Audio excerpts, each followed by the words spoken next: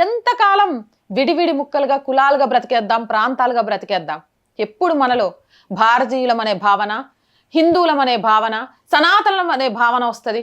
ఇక మారరా మీరు? ఆవిడే చాలా స్వయంగా చెప్పారు. దానికి సంబంధించి కూడా అంతరిక్షంలో సునీతకు ఉన్న తోడు ఎవరో తెలుసా?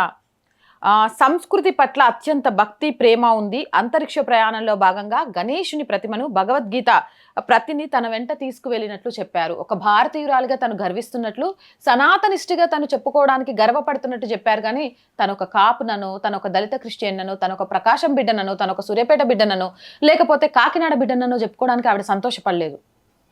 ఐఎమ్ ఇండియన్, నేను ఒక భారతీయురాల్ని, నేను ఒక సనాతన ధర్మాన్ని నమ్మిన అమ్మాయిని అని చెప్పుకోవడానికి గర్వపడ్డది. గట్ల చెప్పండి ఇంకెంతకాలం?